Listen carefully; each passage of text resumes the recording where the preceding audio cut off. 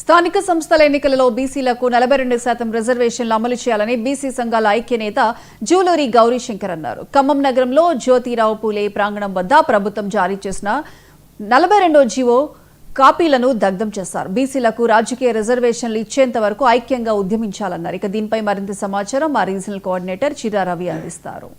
BC రిజర్వేషన్పై BC సంఘాలు పెద్ద ఎత్తున ఆగ్రహం వ్యక్తం చేస్తున్నాయి. ఇప్పటికే ఇచ్చిన జీవోలు అమలు కావడం లేదని వాటికి సుప్రీంకోర్టు, హైకోర్టు సంబంధించినటువంటి ఈ మొత్తం కూడా రద్దు చేసిన నేపథ్యంలో బీసీలు మొత్తం ఏదైతే ఇచ్చిన రిజర్వేషన్లు, ప్రధానంగా స్థానిక సంస్థల ఎన్నికల్లో ఇచ్చిన రిజర్వేషన్లు అమలు కావడం లేదని పెద్ద ఎత్తున ఆందోళన చేస్తున్నాయి. ఇప్పటికే ఇచ్చిన జీవోలు అమలు కాకపోవడంతో వాళ్ళని మొత్తం కూడా దగ్ధం చేయడం జరిగింది. ఇక్కడనే బీసీ సంఘాల నేతలు ఉన్నారు, వారిని మరిన్ని విషయాలు తెలుసుకున్నాయి. సార్ చెప్పండి, ప్రధానంగా ఏదైతే రాష్ట్ర ప్రభుత్వం ఒక జీవో ఇచ్చింది, ఆ జీవో మొత్తం కూడా విడుదలైంది, అది ఏదైతే బీసీ సంఘాలకు ఉపయోగపడకుండా పోయింది, దీని పట్ల బీసీ సంఘాలుగా మీరు ఎలా స్పందిస్తున్నారు? మా కామారెడ్డి డిక్లరేషన్ని పెట్టిన దగ్గర నుంచి కూడా ఇది మోసపూరితమైన డిక్లరేషన్ అన్న విషయం బీసీలో ఉన్న ఆలోచన పరులందరికీ స్పష్టంగా తెలుసు. అయినా మేము అమలు జరుపుతామన్నటువంటి విషయాన్ని చెప్తున్నారు. రాజ్యాంగపరంగా అది సాధ్యం కాదండి. కోర్టులు స్పష్టంగా ఉన్నాయి, రాజ్యాంగం స్పష్టంగా ఉంది. కాంగ్రెస్ పార్టీ మాత్రమే దొంగ దాటుడుతోటి కామారెడ్డి డిక్లరేషన్ని విడుదల చేసి ఎట్లా సాధ్యమైందండి? కాబట్టి రాజ్యాంగ సవరణ జరగాల. షెడ్యూల్ 9లో పెట్టారు తమిళనాడులో. సంపూర్ణంగా రాజ్యాంగ సవరణ జరిగి దాని తర్వాత మాత్రమే బీసీ రిజర్వేషన్లు సాధ్యమవుతాయి. పెరియార్ భారత రాజ్యాంగాన్ని మాకు కావాల్సినటువంటి దాంట్లో ఉన్నటువంటి యాక్ట్ మొత్తం ఉన్నటువంటి ఆర్టికల్స్ మాకు ఉపయోగపడే లేవు అన్నటువంటి విషయాన్ని ఉద్యమం చేస్తేనే తమిళనాడులో ద్రవిడ కజగం వచ్చింది, డిఎంకే వచ్చింది, అన్నా డిఎంకే వచ్చింది. వాళ్ళు సుదీర్ఘమైన పోరాటం చేశారు. ఇప్పుడు ఇక్కడ కూడా దేశంలో ఎక్కడా లేదు. షెడ్యూల్ 9 ప్రకారం ఓన్లీ తమిళనాడు రాష్ట్రంలో మాత్రమే పెట్టారు. అది కూడా ఏంటి, స్థానిక సంస్థల్లో కాదు, విద్యా ఉద్యోగాల రిజర్వేషన్లు మాత్రమే తమిళనాడులో యాక్ట్ చేశారు.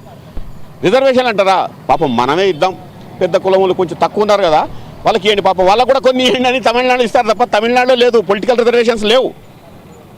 ఇది స్పష్టంగా తెలుసు ప్రపంచానికి. అయినా తమిళనాడుకు సంబంధించినటువంటి షెడ్యూల్ 9లో పెట్టిన విషయం కూడా సుప్రీంకోర్టులో ఇప్పటికీ పెండింగ్లో ఉంది. ఇన్ని విషయాలు తెలుసుకొని మీరు గెలవడం కోసం, మీ ఓట్ల కోసం కామారెడ్డి డిక్లరేషన్ పెట్టారు. ఇప్పటికీ ఊళ్ళల్లో తప్పు చేస్తే పెద్దోళ్ళంతా పంచాయతీ పెడతారు చెట్టు కింద. అరే నీకు తప్పు చేసినవరా, నువ్వు ఇట్లాంటి తప్పు చేస్తావురా, ఇట్లాంటి తప్పు ఊళ్ళో మళ్ళీ చేస్తావురా అని పోలీస్ స్టేషన్కి రాకముందు ఫస్ట్ వాళ్ళే తీర్పిస్తారు, తర్వాత మాత్రమే పోలీస్ స్టేషన్కి వస్తారు. ఇప్పుడు ప్రతి ఊరు రచ్చబండలో ఉన్నటువంటి బీసీలు తీర్పిస్తారు. ఎవడు తప్పు చేశాడు, ఎవడు తప్పుగా మాట్లాడాడు, ఎవడు మోసం చేశారన్న విషయాన్ని ఈరోజు బీసీలు తప్పకుండా అడుగుతారు. బీసీలు తప్పకుండా కామారెడ్డి డిక్లరేషన్లో ఉన్న ప్రతి అంశాన్ని అమలు జరపాలని చెప్పేసి డిమాండ్ చేస్తారు. నైతికంగా ఇది చెయ్యకుండా 42% రిజర్వేషన్లు ఇవ్వకుండా నువ్వు ఎన్నికలకు పోవడం అన్నది సరైనది కాదు. లేదు నేను నైతికంగా ఉన్నాను, బీసీల కోసమే నిలుస్తానంటే బీసీలు 2 కోట్ల మంది బీసీల కోసం రాజీనామా చేసి వచ్చి నిలబడు, పనిచే.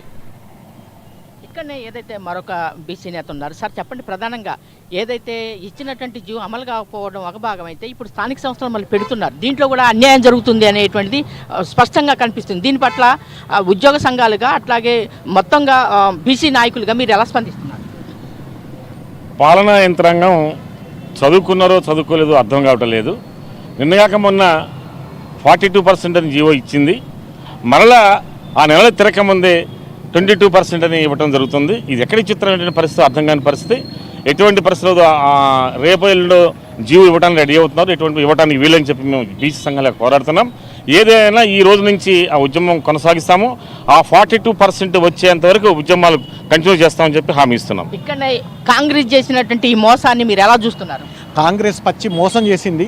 బీసీ డిక్లరేషన్తోని మా ఓట్లను వాడుకొని అధికారంలోకి వచ్చింది. అధికారంలోకి వచ్చిన తర్వాత ఓడదాడాక ఓడమల్లయ్య, ఓడ దాటిన తర్వాత బోడమల్లయ్యలాగా శాస్త్రంలాగా బీసీలని అత్యంత దారుణంగా మోసం చేసింది. గతంలో 42 జీవోని 42% మేము ఇస్తామని తీసుకొచ్చారు. ఒక 2 నెలలు 3 నెలలు గాంగలోనే 46 జీవో తీసుకొచ్చి మీకు 22 మీ బతుకులు ఇంతే అని మమ్మల్ని కొట్టేశారు. ఇది చాలా దారుణమైన విషయం. ఎట్టి పరిస్థితుల్లో కూడా మీరు బీసీలకి చేసినటువంటి వాగ్దానాన్ని నిలబెట్టుకోకుండా, మీరు చట్టసభల్లో 42% రిజర్వేషన్ ఇవ్వకుండా, షెడ్యూల్ నెంబర్ 9లో పొందుపరచకుండా మీరు ఎలక్షన్స్లో పోతే మాత్రం మిమ్మల్ని రాజకీయంగా సమాధి కట్టి గోరి కడతామని హెచ్చరిస్తున్నాం. ఇక్కడనే ఏదైతే బీసీ సంఘం ఎలా భవిష్యత్తు పోరాటం ఎలా ఉండబోతుంది రామ్మూర్తి గారు? తప్పకుండా బీసీ సంఘాలు కుల సంఘాలు అందరూ కలుపుకొని పెద్ద ఎత్తున ఉద్యమం చేస్తాం. మేము ఒకటే డిమాండ్ చేస్తున్నాం ప్రభుత్వానికి, 42% ఇస్తామని చెప్పి ముఖ్యమంత్రి గారు స్వయంగా ప్రకటించి ఈ రోజున 46 జీవో తెచ్చి కేవలం 22% తీయటం అనేది చాలా దుర్మార్గం. బీసీలు అందరం వ్యతిరేకిస్తున్నాం. ఈ జీవోను రద్దు చేయాలా, అవసరమైతే ఎన్నికలు కూడా ఆపి మాకు 42% రిజర్వేషన్ వచ్చినాకనే ఎన్నికలు పెట్టాలని చెప్తున్నాం. ఏదైతే బీసీలకి 42% రిజర్వేషన్లు అమలు చేసిన తర్వాతనే ఈ యొక్క స్థానిక సంస్థల ఎన్నికలు జరపాలని, లేదంటే పెద్ద ఎత్తున ఆందోళన చేస్తామని చెప్పేసి ఇక్కడ బీసీ సంఘాల నేతలు చెప్తున్నారు. కెమెరామెన్ సుధాకర్తో చిర్రా రవి, 99 టీవీ, ఖమ్మం.